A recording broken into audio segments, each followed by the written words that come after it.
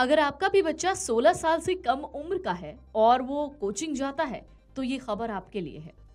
अब कोचिंग के नाम पर दुकानें नहीं चल पाएंगी। शिक्षा मंत्रालय ने नई गाइडलाइंस जारी की है जिसके तहत कोचिंग संस्थान 16 साल से कम उम्र के स्टूडेंट्स को अपने यहाँ दाखिला नहीं दे पाएंगे। कोचिंग संस्थानों को कानूनी दायरे में लाने के लिए ऐसा किया गया है। दरअसल शिक्षा मंत्रालय ने कोचिंग संस्थानों के लिए नए दिशा निर्देश जारी किए हैं। अब कोचिंग सेंटर्स में 16 साल से कम उम्र के छात्र नामांकन यानी एडमिशन नहीं कर सकेंगे।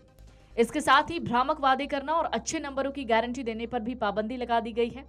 सरकार ने कहा इन आदेशों की अवहेलना करने वालों पर 1 लाख रुपए तक का जुर्माना वसूला जाएगा। इसके साथ ही कोचिंग सेंटर का रजिस्ट्रेशन भी रद्द हो जाएगा। तो ये दिशा निर्देश क्यों जारी किए गए? दरअसल ये गाइडलाइंस 12वीं के बाद जी, नीट, क्लैट जैसे एंट्रेंस एग्जाम और सभी प्रतियोगी परीक्षाओं की तैयारी कराने वाले कोचिंग सेंटर्स के लिए बनाई गई है। पिछले कुछ समय से कोचिंग सेंटर्स में पढ़ने वाले छात्रों की आत्महत्या की घटनाएं लगातार सामने आ रही हैं। इस वजह से ये फैसला लिया गया है। दिशा निर्देश में यह भी कहा गया है कि कोचिंग संस्थान कोचिंग की गुणवत्ता या उसमें दी जाने वाली सुविधाओं या ऐसे कोचिंग सेंटर या छात्र द्वारा प्राप्त परिणाम के प्रत्यक्ष या अप्रत्यक्ष रूप से किसी भी दावे से संबंधित किसी भी भ्रामक विज्ञापन को प्रकाशित नहीं कर सकते या प्रकाशित नहीं करवा सकते हैं या प्रकाशन में भाग नहीं ले सकते हैं। कोचिंग संस्थान किसी भी शिक्षक या ऐसे व्यक्ति की सेवाएं नहीं ले सकते जो अनैतिक, कदाचार या फिर किसी भी अपराध के लिए दोषी ठहराया गया हो।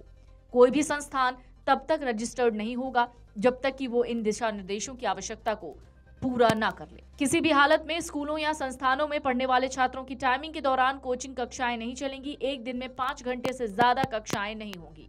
सुबह अर्ली मॉर्निंग या लेट नाइट क्लासेस नहीं होंगी।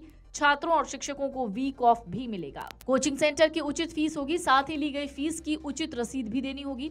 अगर छात्र ने पाठ्यक्रम के लिए पूरा पैसा जमा कर दिया है और बीच में किन्हीं कारणों से वो कोचिंग छोड़ रहा है तो छात्र को शेष अवधि की फीस 10 दिनों के भीतर वापस कर दी जानी चाहिए। गाइडलाइंस के मुताबिक रजिस्ट्रेशन न कराने और नियम और शर्तों के उल्लंघन पर भारी जुर्माना देना होगा।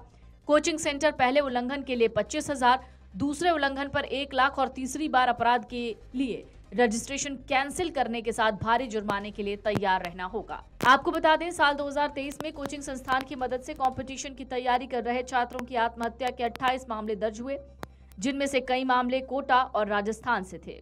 गाइडलाइंस में यह भी कहा गया है कि छात्रों पर कड़ी प्रतिस्पर्धा और अकादमिक दबाव को देखते हुए कोचिंग केंद्रों को बच्चों की भलाई के लिए जरूरी कदम उठाने चाहिए।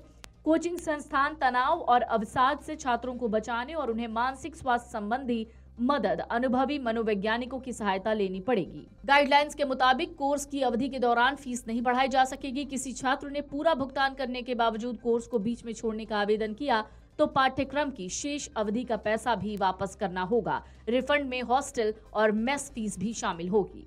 Video desk, amarujala.com। अगर आप ये वीडियो YouTube पर देख रहे हैं तो हमारे चैनल को सब्सक्राइब करें और बेल आइकन को दबाना ना भूलें। अगर आप Facebook पर ये वीडियो देख रहे हैं तो हमारे पेज को लाइक करें।